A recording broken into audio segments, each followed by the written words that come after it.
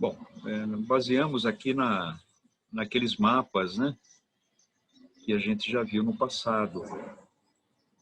Pegando o penúltimo mapa, era uma série de 4, né? Eu estou com dificuldade de ler, eu vou aumentar um pouquinho aqui, que eu estou usando o celular, né? Então, aquele mapa que se refere a que data, se alguém tem computador aí, vai ser até de 200 mil a 80 mil anos atrás. Isso. Então, nós vemos que a Atlântida, ela já tinha reduzido, mas ainda ocupava um grande pedaço do mundo, né? Então, isso há 1 milhão de anos, o senhor Manu Vaisvavata, o Manu Vaisvavata é o Manu da nossa raça raiz, né? Cada raça raiz, lembrando que tem um Manu. O Manu é o responsável, é o Manu semente, né? Responsável pelo aperfeiçoamento e desenvolvimento da raça, entendendo que raça é um processo civilizatório com os vasos apropriados no sentido de receber a consciência, né? Então, há 1 milhão de anos ele deu início à raça ariana. Olha, veja, 1 milhão de anos os atlantes estavam no seu apogeu ainda, né?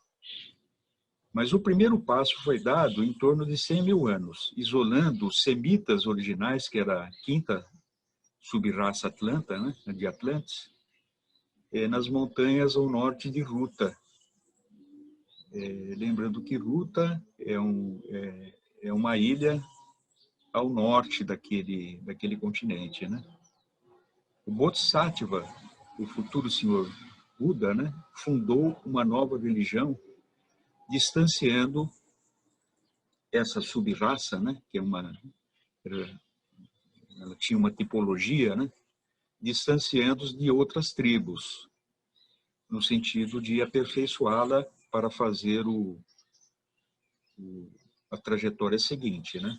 Poderíamos passar para a próxima. Bom, aí nos damos um salto, né? No ano de 799 antes de Cristo, né? É até preciso no ano, né? Houve a migração para o Egito de 9 mil pessoas pelo Saara, né? Lembrando que o Saara não era um deserto, era um mar, né? Por meio de barcos, levando também animais. Desses 9 mil, 85% eram semitas e os demais acadianos e toltecas, dividindo aproximadamente no mesmo número. No Egito já existia a civilização tolteca, né? Em todo o seu esplendor, já com as construções que hoje conhecemos, né? Nos livros não fala, por exemplo, nesses, pelo menos, da esfinge, né? Mas ela remonta a uma data anterior às próprias pirâmides, né? As pirâmides, segundo a ciência, foram construídas. Então, quando eles saem, né? Ó, você vê, ele fundou lá 100 mil anos, né? Decorreram 20 mil anos para que acontecesse o afundamento daquela parte da Atlântida, né? E fizesse essa migração. Vai acontecer o afundamento da Atlântida, de Poseidones, muitos milhares de anos depois, mas já estava se antecipando essa retirada desse povo, né? Que era um número bastante inexpressivo, mas queria fazer a diferença, né? Bom, eles fizeram essa migração, chegaram ao Egito, que é o segundo vermelhinho ali, né? A primeira parada, né? E grande parte dessa multidão migratória, né, permaneceu como escravas no sentido de população trabalhadora, né, de servil, né? E poucos, após conflitos com os egípcios, seguiram o Manu, dirigindo-se para os altiplanos árabes. Eu acho que aí são as reminiscências da história do povo judeu, não o judeu que nós conhecemos, né? Mas através de Moisés, né?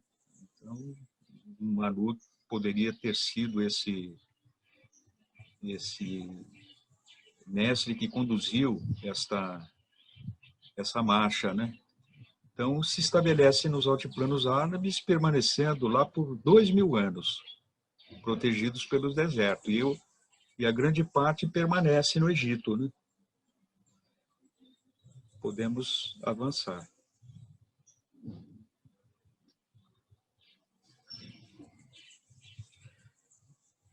Então, foi 79 mil anos antes de Cristo que eles fizeram o processo, né? Então, a catástrofe aconteceu, segundo as informações, né, em 75.025 antes de Cristo. Então, ele seleciona uns 700 descendentes desse grupo que foram para os altiplanos árabes, né? E envia para o norte as terras do Império Sumero-Acadiano, que hoje compreende Turquia, Pérsia e os países limítrofes, né? E passa pelo que é hoje o Turquistão e pelos estados turânios, né? Lembra-se que turânios ocuparam onde é a Pérsia, o Afeganistão, né? E que inclui até o atual Tibete, né? E eles chegam ao Mar de Gobi. Olha, 700 descendentes apenas, né? É lógico que nessa marcha muitos nasceram e muitos morreram, e talvez essa população tenha aumentado. Lembrando que era uma marcha paulatina, né? Se estabelecia em determinado ponto para abastecer de víveres. E então, quanto tempo levou?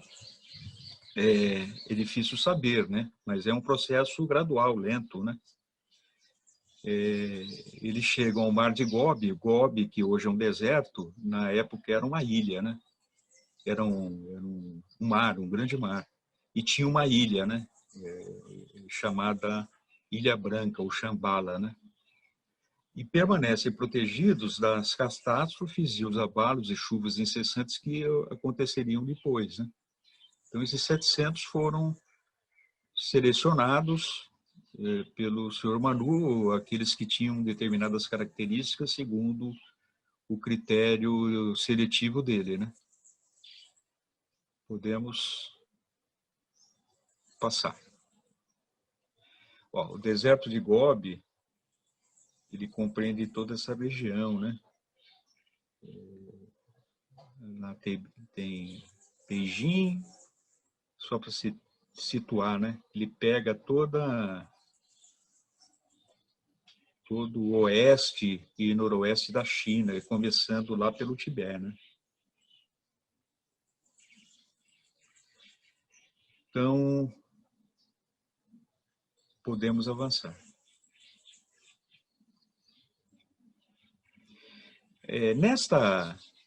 Nesse local do Mar de Gobi havia uma cordilheira que corria ao longo das costas, né? A uns 32 quilômetros de distância uma da outra, né? Do início e término dessa cordilheira.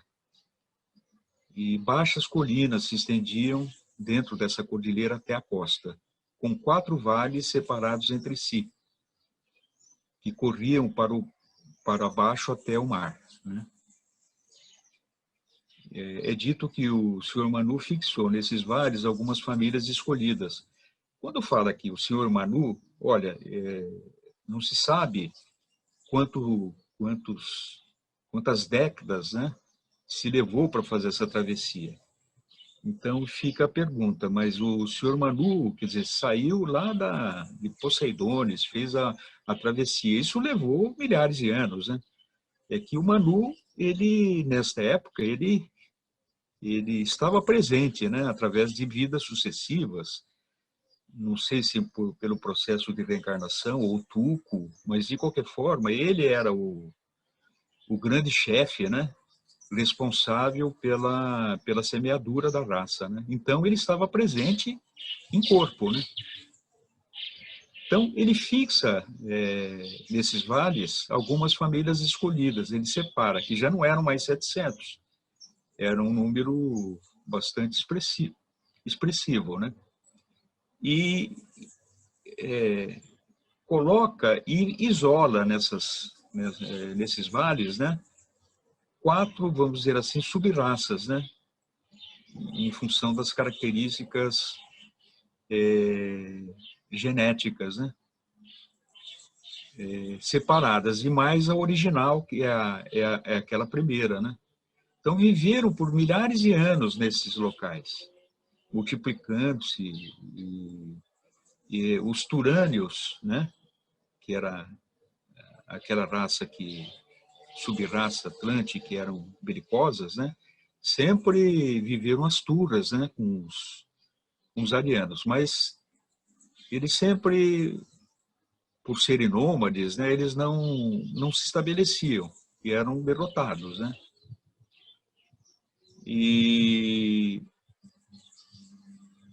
assim foi, seguindo até aproximadamente 60 mil anos antes de Cristo, quando o senhor Manu faz a miscigenação da raça, daquela raça existente, né, com um tipo tolteca. E aí que se marca o início dos arianos, o efetivo início dos arianos. Poderíamos seguir. Aqui, ó, dá uma breve pincelada para a gente falar isso em 1 hora, né? Mas eu fiquei pensando na literatura disponível aquilo que era mais pertinente a ser destacado aqui, né?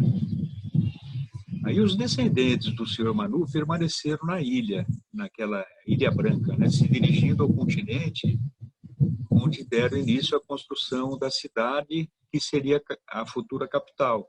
A ilha era próxima da costa, né?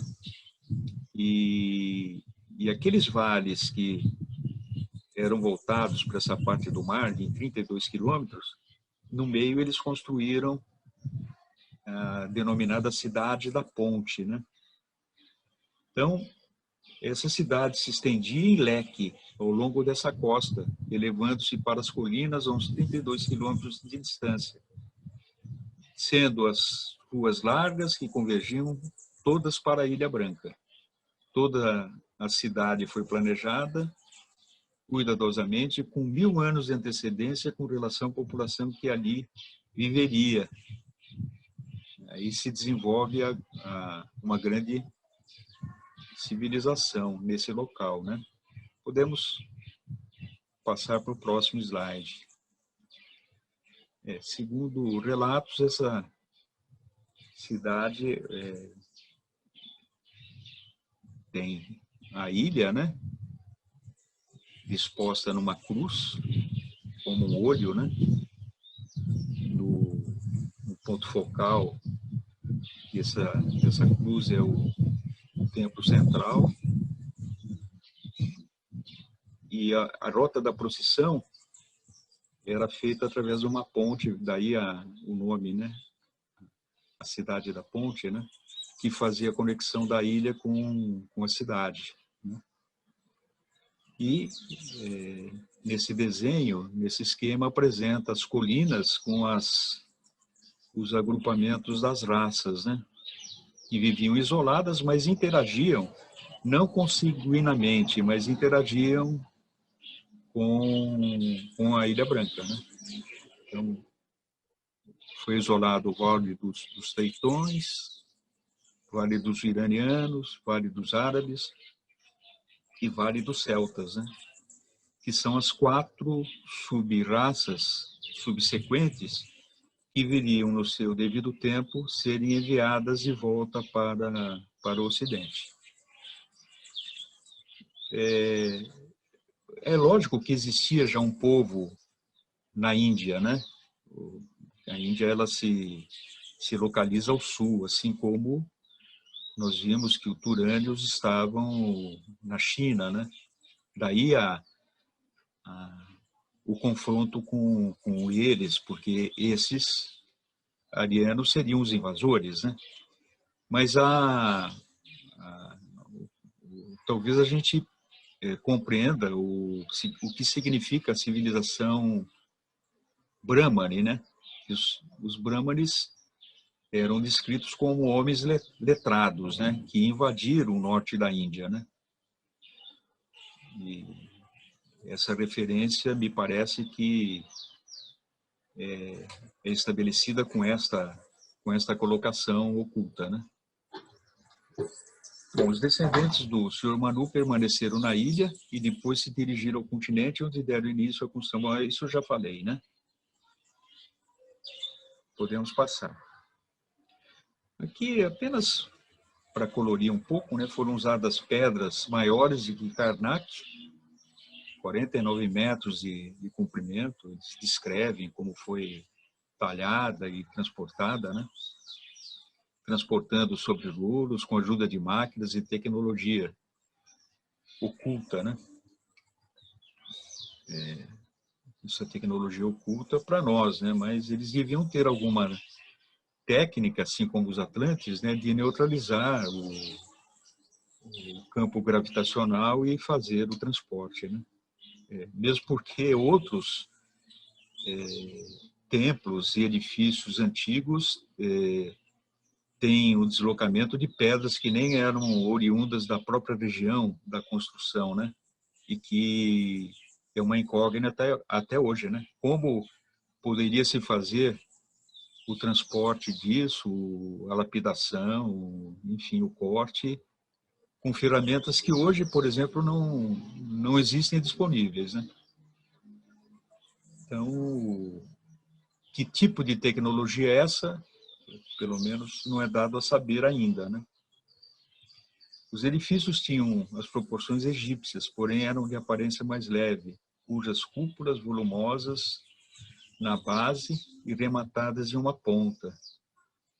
As edificações levaram séculos para serem feitas e tinham uma beleza maravilhosa. A ilha ascendia até um ponto em que foram construídos templos magníficos, todos em mármore branco, incrustado em ouro, cobrindo toda a ilha com um enorme templo central. Aí tem algumas figuras, eu acho que no próximo slide eu coloco aí,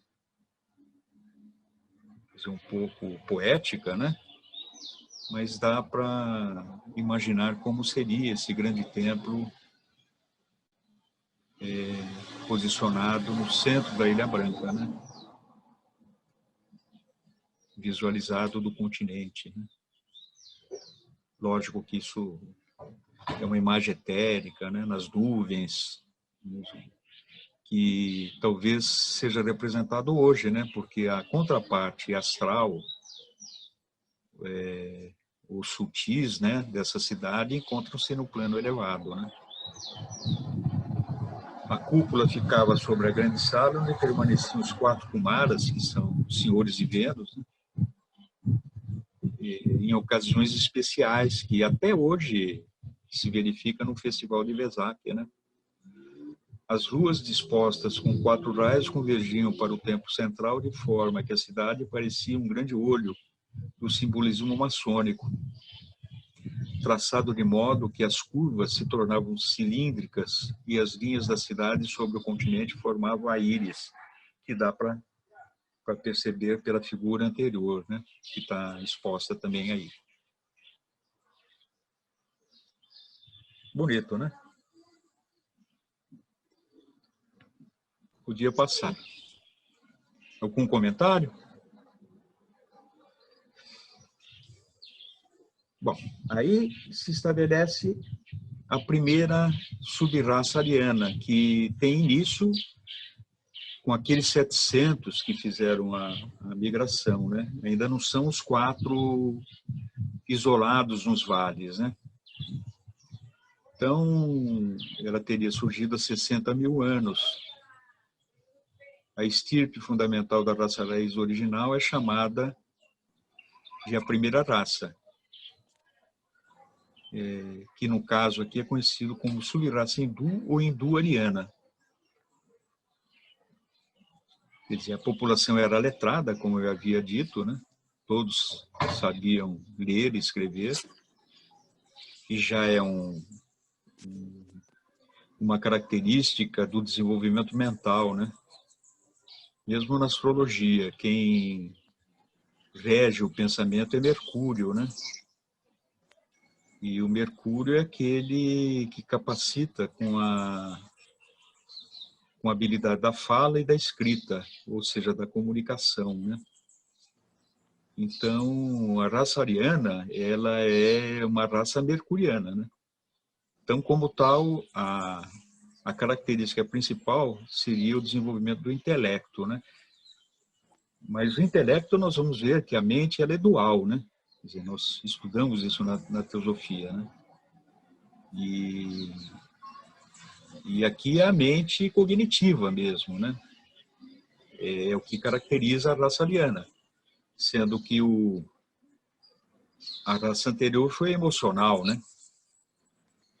E a ariana, ela desenvolve a capacidade intelectiva, né?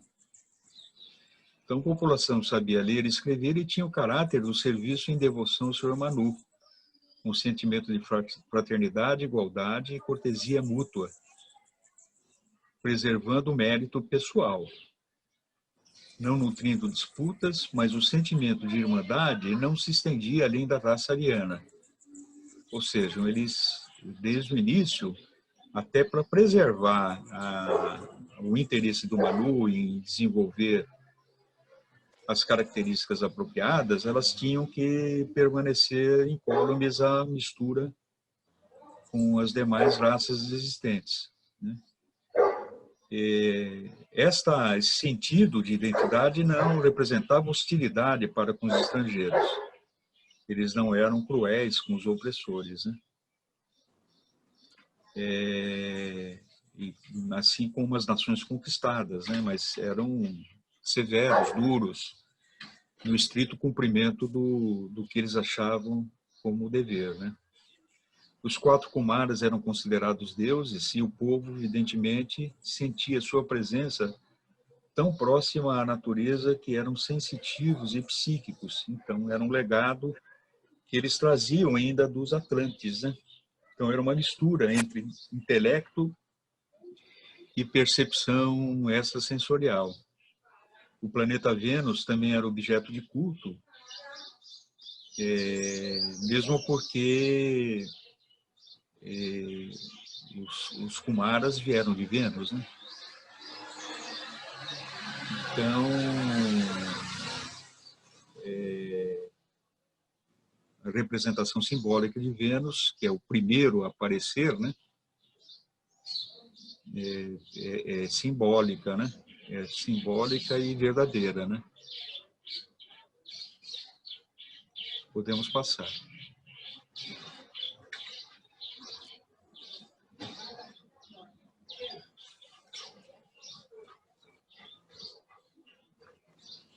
Bom, alguns alcançavam grande capacidade e proficiência nas ciências ocultas, né? E consagravam-se a certos ramos do serviço público. E essa capacidade convertia-se em clarividência e capaz de controlar diversas forças da natureza, né? Criando formas, pensamento e fazer projeções astrais, abandonando o corpo, né? E recordavam dos maus hábitos, né, da Atlântida e o desvirtuamento da capacidade oculta, né? Esses instrutores, que eram pessoas especiais, eles escolhiam seus discípulos com grande cuidado. Aí já começa a ter um processo das escolas de iniciação, né?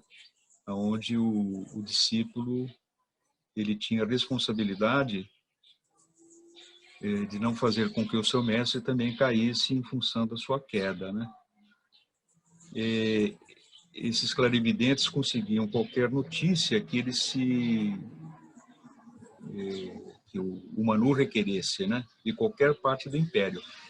É importante dizer que essa primeira raça ela atinge uma dimensão geofísica, né, de ocupação de toda a Ásia, praticamente, né? O império, ele se expande, né? Então, com essa expansão, o Manu não podia estar em todos os lugares, embora pudesse fazê-lo, né?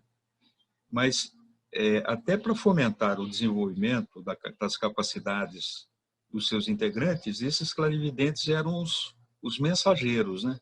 Se não existia internet naquela época, né, conectividade digital, tinham esses seres que mantinham o Manu informado de toda a ordem diária dos acontecimentos, né?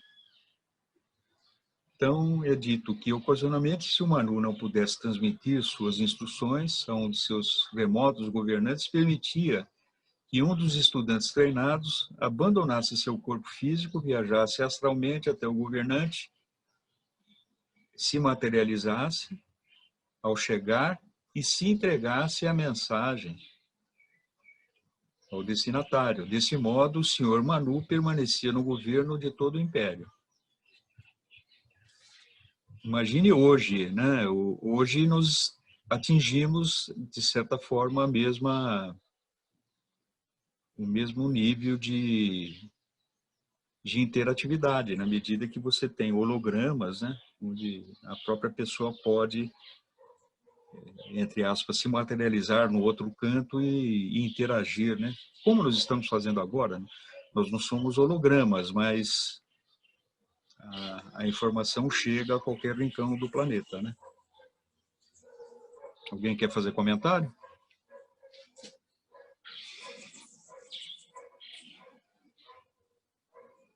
Então podemos passar.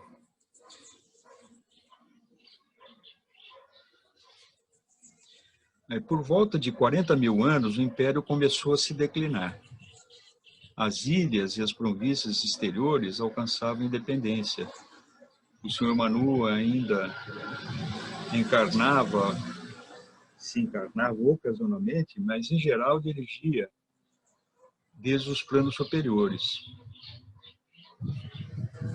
No entanto, o reino permaneceu esplêndido contra a civilização durante outros 25 mil anos ou mais, enquanto as demais sub-raças posteriores, aquelas que estavam circunscritas nos vales, se expandiam em todas as direções. É o que nós vamos ver em seguida. Podemos passar.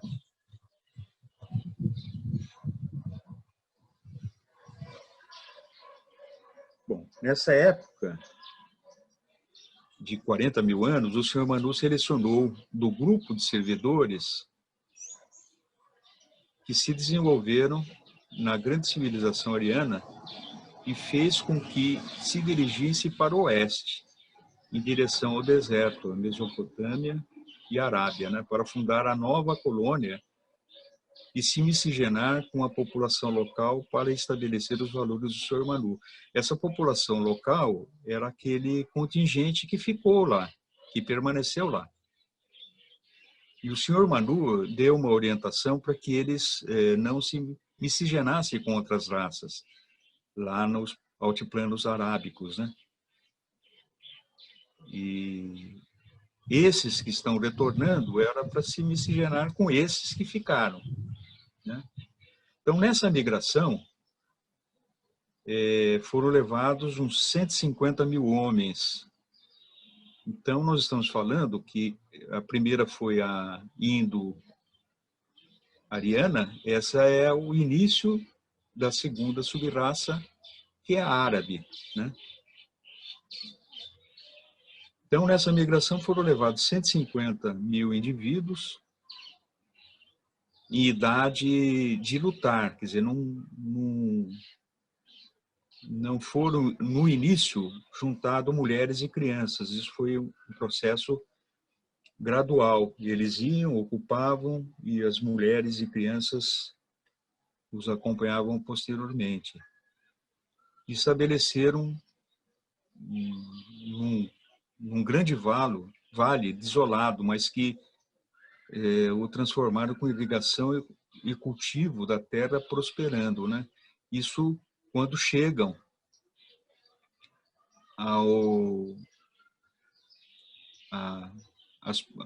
a, a Palestina, vamos dizer assim, né? Me parece que isso coaduna com a história de Abraão, né, que sai de Ur, embora Ur seja já na Mesopotâmia, né, e se estabelece em Canaã, né? Eu sempre fico a pensar, né, porque Abraão é Abraman, quer dizer, o A é um prefixo de contraposição radical, né?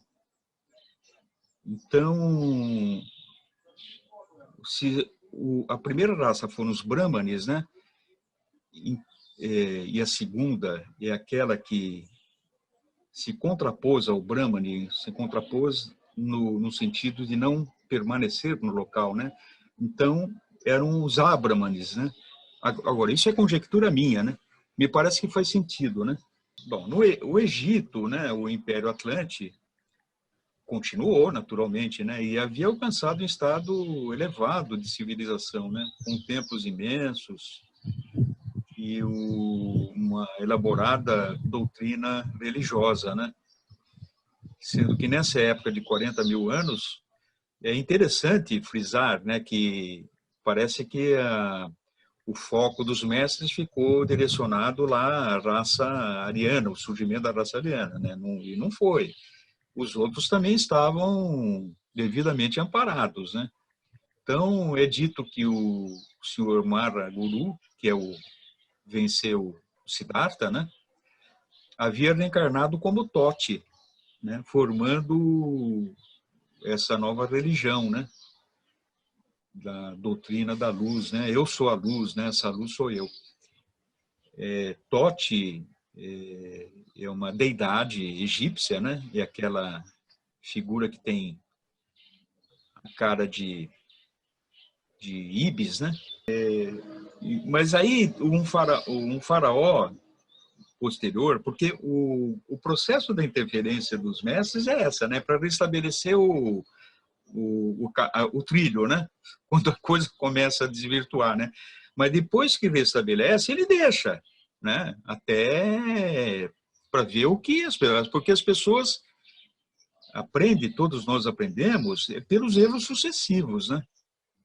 É como numa escola, né? Vieram lá de Ruta, se estabeleceram no Egito. Uma parte muito pequena foi para o altiplano, que permaneceu um tempo lá. Depois uma parte foi lá para Gobi, né? E voltou. Só que aquela grande parte que ficou no Egito permaneceu lá por milhares de anos, isolados, né? Isolados dentro da miscigenação, trabalhando como serviço, né? Como força de trabalho, né?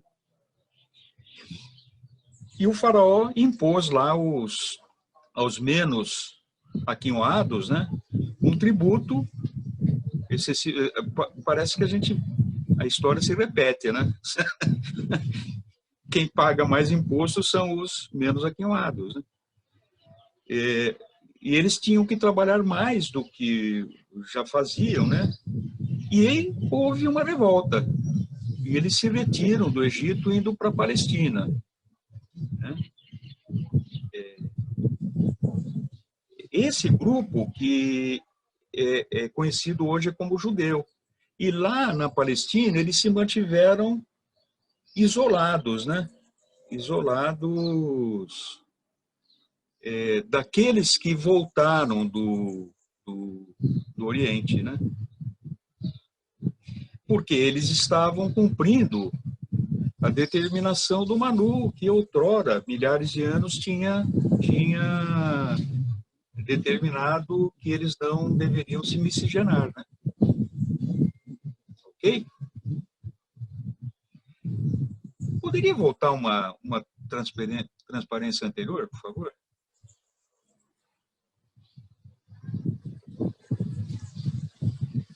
Então, faltou falar isso aí, né?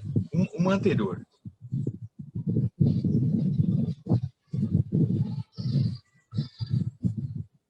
Que é daqueles que vão constituir a raça árabe, né? Que seria o Abraão, né, vamos dizer assim, né? Esse reino prospera, absorvendo pacificamente todas as tribos da região, governando a metade superior da Arábia. Mas a metade do sul, aí, veja, é aquela metade, não estamos falando desse que vem ser dos judeus. Foram aqueles que permaneceram nessa região da Arábia. Lembra que parte ficou no Egito, o restante foi para o altiplano árabe. E dessa parte foram para o Oriente. Depois voltaram e encontraram esses que permaneceram na Arábia, que foram absorvidos, mas nem todos, né? Então, é dito aqui, o governante prosperou, absorvendo pacificamente todas as tribos, governando a metade superior da Arábia, mas a metade do sul se manteve isolada, não aceitando e se opondo, pois, na realidade, eram povos remanescentes que ficaram no Oriente Médio, seguindo as determinações do senhor Manu, que outrora tinha determinado para que não casassem com estrangeiros. Não estamos falando ainda dos judeus. Os judeus é a próxima transparência. Séculos depois, subiu no trono um governante mais ambicioso, se proclamou imperador da Arábia. A parte sulista, não aceitando, abandonou, que eles ficaram isolados em termos de miscigenação. A parte sulista, não aceitando, abandonou sua pátria e radicou-se na costa oposta da Somália, isso já no continente africano, atravessa lá o Mar Vermelho, né? Ali vivendo e aumentando em número durante alguns séculos, também mantendo o estrito cumprimento do que o senhor Manu determinou, não miscigenar. Até que surge um governante que se enamora de uma jovem negra.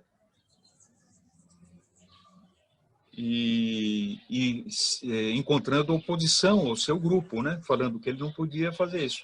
Ele utiliza o argumento, não, mas o negro não pode ser considerado, é como se fosse um objeto, mas era uma escrava, então ele podia casar sim, né? Mas isso causa uma rebelião e a parte... uma parte dessa população que tinha ido para a Etiópia por rejeição à miscigenação, que saiu lá do Oriente Médio, vai para o Egito. Vai para o Egito, migra também para o Egito. E permanece na Etiópia, e me parece que isso faz sentido, porque a Etiópia tem uma comunidade judaica lá, né? É uma comunidade judaica, né? Quando teve aquela grande seca que acometeu o Sudão, Etiópia, toda essa região considerada o chifre da África, né? Os judeus, né, os israelenses foram buscar retirar de avião muitos dos judeus negros, né? Antigos, né? Bom, então, quando esse pessoal retorna para o Egito, vai encontrar lá os que ficaram lá, né? Que permaneceram. Então, se soma como retirantes à classe trabalhadora, né? E aí tem a história de um faraó que vai tributar todo esse pessoal no sentido de fazer recursos para a manutenção do seu império, né? Então, esses, por sua vez, que já tinham saído da Etiópia, ou melhor, já tinham saído do Oriente Médio, foram para a Etiópia, foram para o Egito, mais uma vez faz um processo de imigração retornando ao Oriente Médio e permanece. Passar para a próxima? Bom, a maioria que ficou para trás da Somália, depois, Etiópia, Somália, né? Depois de serem quase dizimados, emigraram cruzando o Golfo,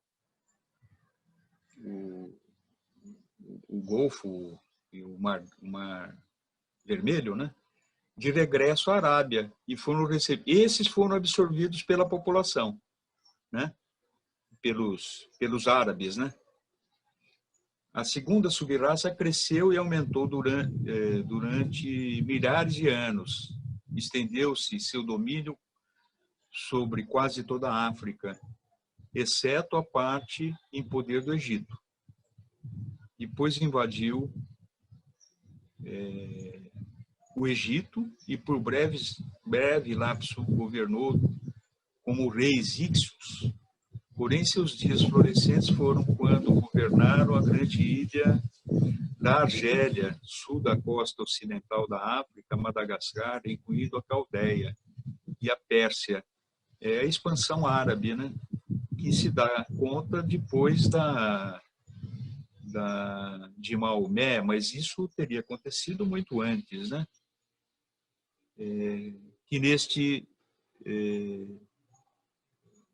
e a Pérsia, que nesta época, né, houve um período de grande anarquia, derramamento de sangue, despovoamento entre países, fazendo com que o senhor Manu decidisse resgatá-los.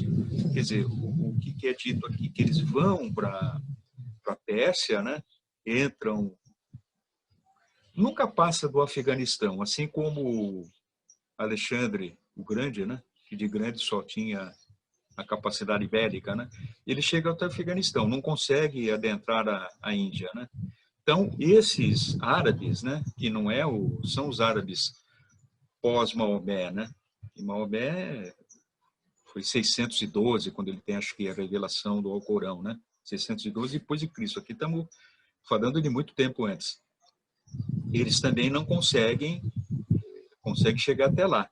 Só que existiam povos que estavam lá, que eram povos nômades, né, que altamente hostis, né, que eram os irânios, né, os turânios, e eles não se estabelecem lá, têm dificuldade. Então o senhor Manu decide resgatá-los enviando sua terceira subraça, que estabeleceu um grande... Os irânios não tinham, eram os turanianos, né? Um grande império para os iranianos, que é peça dos iranianos. Os irânios vão entrar agora, tá? É a terceira subraça. Então vamos adiante. Deu para entender?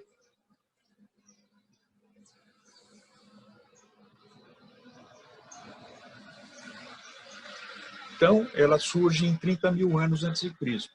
Então, transcorreu um intervalo de 10 mil anos após o envio da segunda raça, tendo o senhor Manu a preparado durante muitos séculos, com seus membros agrupados em um dos 4 vales, até que evidenciaram um tipo bem distinto dos demais, em sua seleção original da Atlântida.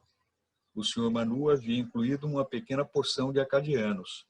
Os membros da jovem terceira subraça, ao se multiplicarem, eram mais pastoris e agricultores, cuidando de grandes rebanhos de ovelhas, gado e cavalos.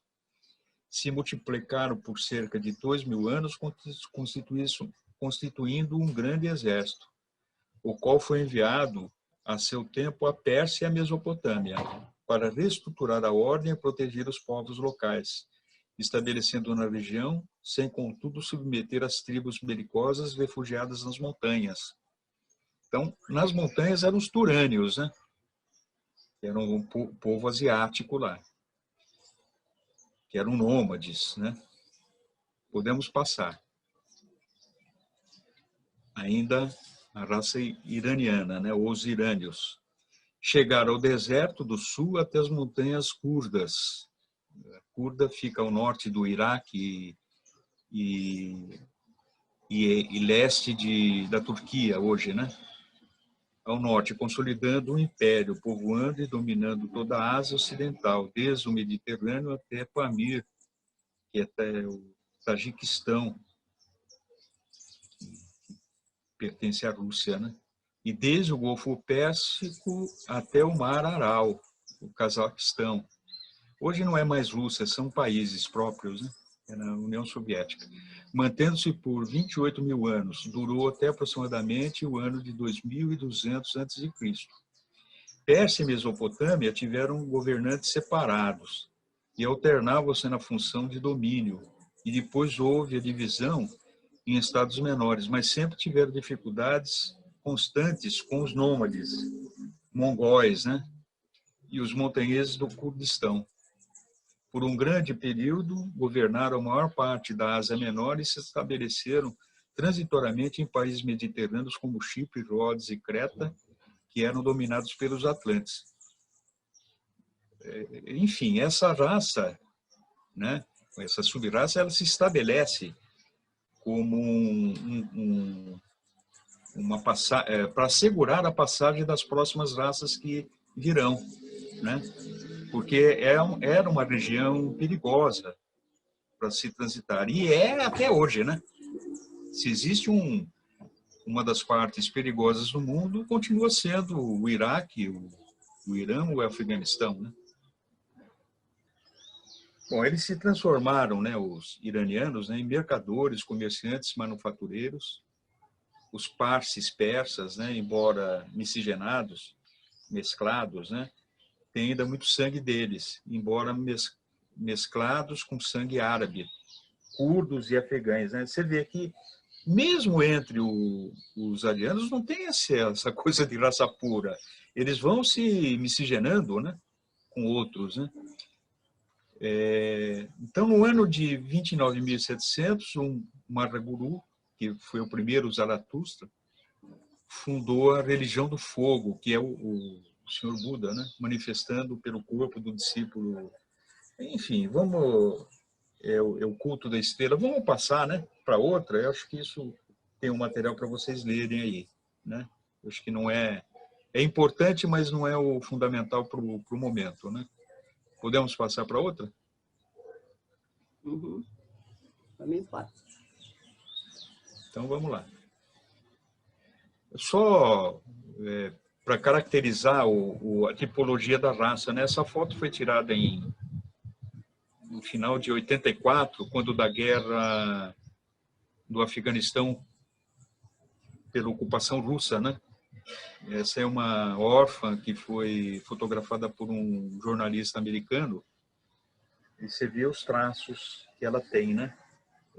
Seria uma típica representante dos irânios, né? Ou iranianos, né? Ou esta terceira raça que se manteve isolada lá, né? Olhos claros, né? Com feições bastante características, né? Que são comuns naquela região do Afeganistão, né? Então, quanto mais isoladas ficaram, quer dizer, mais as características foram mantidas, né? Uhum. Podemos passar. Bom, aí surge a raça celta, que é de um outro... Essa raça é muito interessante, a história dela, né? Você vê que a Pérsia, o Afeganistão, já estava assegurado lá pelos iranianos, né, que ocuparam aquela região, para fazer justamente esse processo migratório que viria depois, né? Então, as sementes da quarta e quinta subraças continuavam sendo preparadas e melhoradas pelo Sr. Manu ao longo dos milênios, mantendo-as nos seus respectivos vales, desenvolvendo características novas, sendo que, no caso dos celtas, foi desperta a imaginação e a sensibilidade artística pela poesia, oratória, pintura e música, não sendo afeitos à realização de trabalhos agrícolas ou pesados. É atributo mental também. A arte, embora tangencie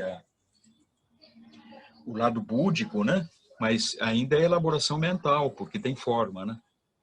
O vale, que praticamente era um estado separado, foi dotado de todo gênero de artes, o que fez com que seus integrantes fossem refinados, belos, mas também vaidosos. 10.000 anos depois da saída da terceira subraça, que aconteceu em 20.000 anos, né, o senhor Manu instruiu para que seguissem pela fronteira norte do reino persa.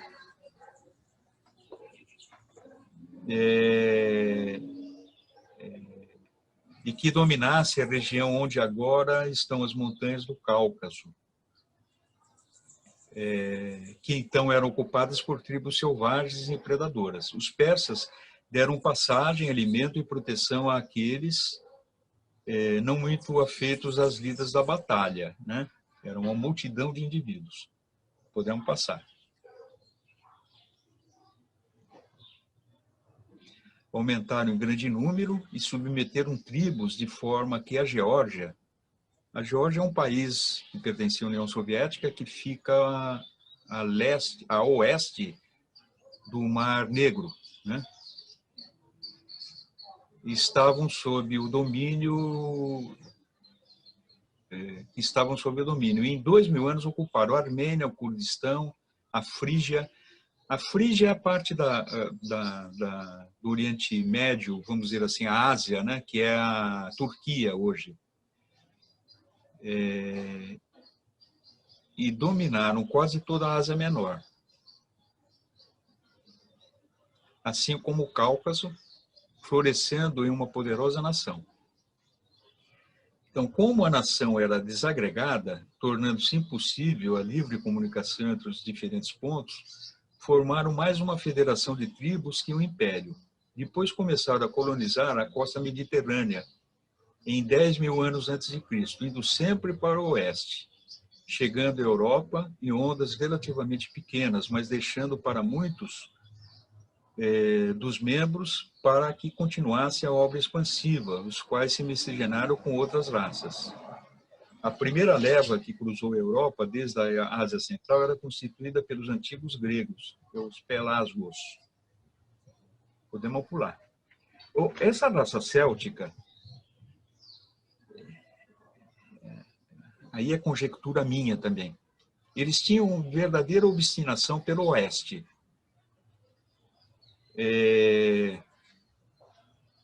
Tanto é que alguns dizem que eles foram empurrados para o oeste, mas não, eles vão fazendo esse processo migratório a oeste até encontrar o mar, o Oceano Atlântico, e não conseguem mais transpor por motivos óbvios, né? A meta era a América, né? Depois a gente vai dar uma pincelada no que eu penso sobre isso. Em que sentido? Bom, eu vou retomar depois. Dominaram o comércio da costa da Ásia Menor, as ilhas Chipre e Creta, sendo que nesta surgiu em 10.000 anos a civilização minoica, que durou até 2.800 anos antes de Cristo. Após longos conflitos com os atlantes de Poseidon, por disputas pelo domínio da região, os gregos os venceram, fortalecendo suas posições no Mediterrâneo. Os gregos aqui são os celtas, né? Não o grego posterior, o grego antigo, estabelecendo suas comunidades ao longo da costa. No ano de 9.564, ocorreu o afundamento de Poseidon, cujas ondas destruíram a maioria das comunidades gregas. O mar de Gobi e o deserto do Saara se converteram em terra seca e ocorreram as terríveis convulsões sísmicas. Com a elevação do Saara, as águas invadiram toda a costa mediterrânea e o Cáucaso foi pouco afetado. O Cáucaso é aquela região da Geórgia, das montanhas, né? Mas os gregos depois se estabeleceram no Mediterrâneo, dividindo com os fenícios. Os fenícios é o resultado da mistura dos acadianos com semitas, né? Dividindo o domínio do comércio. Podemos passar para frente? Bom, a imigração da quarta subraça na Europa foi contínua, sendo dividida por ondas. Eles não foram de uma vez, né? Essa foi a primeira onda. A segunda onda foram os albaneses, e a Itália a terceira. E a quarta onda é denominada céltica, predominando no norte da Itália, toda a França, a Bélgica, as Ilhas Britânicas, parte ocidental da Suíça, a Alemanha, a oeste do Reno. E uma quinta onda se perdeu no norte da África e se mesclou com a quarta na Península Espanhola. E numa etapa posterior, apenas nos 2.000 anos, contribuiu para os muitos elementos que iriam constituir os irlandeses, indo da Ibéria para a Irlanda. o símbolo dos celtas era o galo, né? E eles tinham veneração pelo galo e estabeleciam os nomes das regiões onde se instalavam, como o processo era gradual, né? Com algum radical da palavra galo, né? Então, a Galileia, no Oriente Médio, foi fundada pelos celtas, né? Tem na Anatólia Central, na parte da Turquia, né? A Galácia também foi fundada por eles. Tem no Império Austro-Húngaro, vamos dizer assim, tem a Galícia Austro-Húngara, tem a Gália Francesa, a Galícia Ibérica, que fica ao norte de Portugal, a Gália Portuguesa, os países de Gales, a Irlanda e a Escócia. Essa identidade das diferentes tribos que foram em ondas, né, ela se mantém em elementos culturais, não necessariamente linguísticos, né? As línguas célticas, elas ficaram circunscritas na Irlanda, na Escócia, na Ilha de Man, né? Enfim, nessa região, enquanto que os outros celtas desenvolveram outras formas linguísticas, né? Então, por exemplo, o galego, que é uma parte da Espanha, ao norte de Portugal, onde fica Santiago de Compostela, e o irlandês e o escocês têm identidades culturais próprias, não linguísticas, mas na cultura. Por exemplo, você vai ver a gaita de foles da Escócia e da Irlanda, é muito parecida com a gaita de foles do galego. As músicas, né, são traços culturais que permanecem, né? Então, o celta, ele tinha verdadeira obstinação pelo oeste. E ele só não transpõe o mar por questões que não conseguia, né? Então, se estabelece em toda a região limítrofe, né, ao mar Atlântico, ou seja, França, não o País Basco, né, a Espanha, mas tirando o País Basco, que é um outro povo que não se sabe exatamente a origem, né? Toda a Portugal, Irlanda e Escócia, e País de Gales, que é o oeste da ilha da Inglaterra, né? O porquê, né? Qual é esse interesse pelo oeste, né? Bom, eles se tornaram grandes navegadores, né? Assim como os fenícios, e viviam em colaboração com os fenícios, né? Os fenícios, que estabelecem os entrepostos, né? Como Cartago, no norte da África, Lisboa é uma cidade fenícia, na Irlanda eles chegam e tudo mais, né? E estabelece, inclusive, uma rota para o Ocidente, chegando à América, né?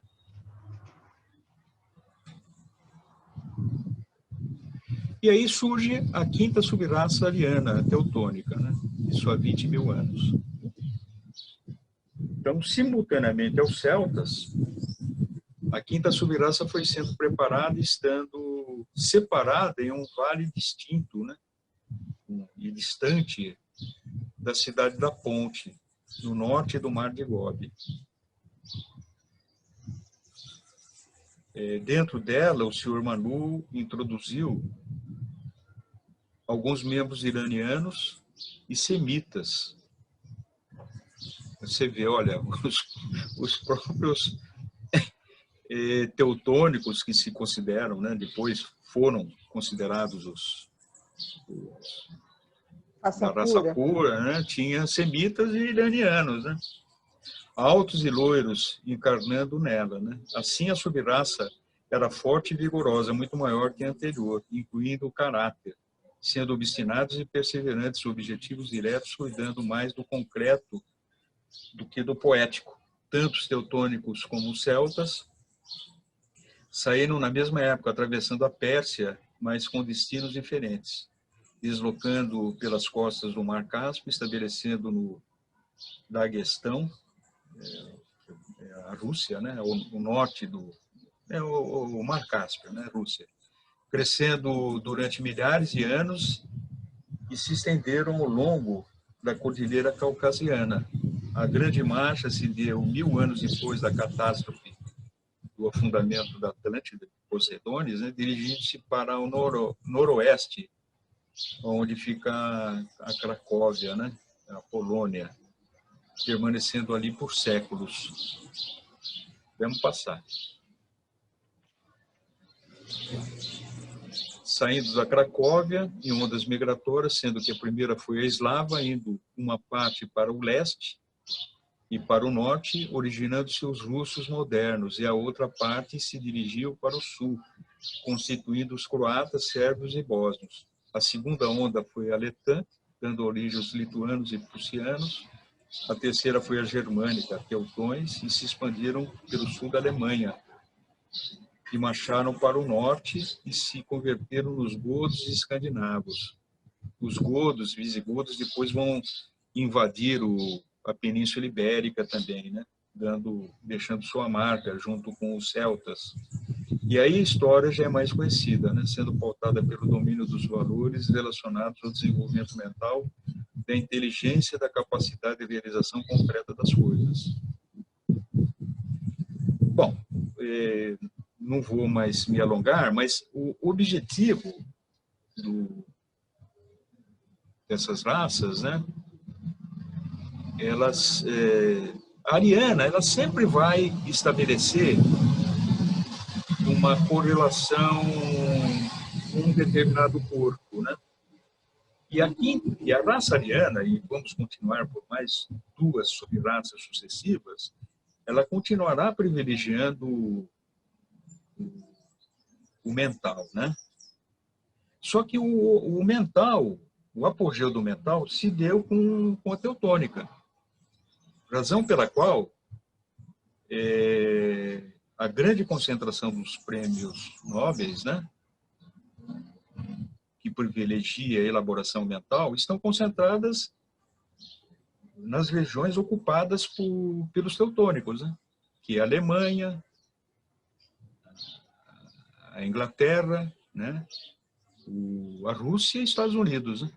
Os teutônicos acabaram por dominar o mundo chegando aos dias de hoje, principalmente os anglo-saxões, alemães, russos, americanos, que são seus maiores herdeiros, o que eu falei, né? Embora os americanos com grande mescla de outras etnias, mas que como onda civilizatória representa o espírito teutônico. Cada raça raiz tem a sua própria qualidade especial. Eu acabei falando isso, mas está na transparência, né? Sendo que a quinta emana concreto, o intelecto que discrimina, que pesa, testa, registra e avalia, pois pode fazer julgamentos quanto ao que for melhor para o bem comum, sem ser dominada por paixões dos sentidos, estando em tese mais aberta à influência de manas, e dessa forma obter uma captação mais firme do conhecimento com alcance intelectual mais amplo. Se isso for feito de maneira justa e perfeita, a análise das diferenças pode levar à compreensão da visão universal e integrada. Se for feito de maneira justa e perfeita. Podemos passar para a próxima?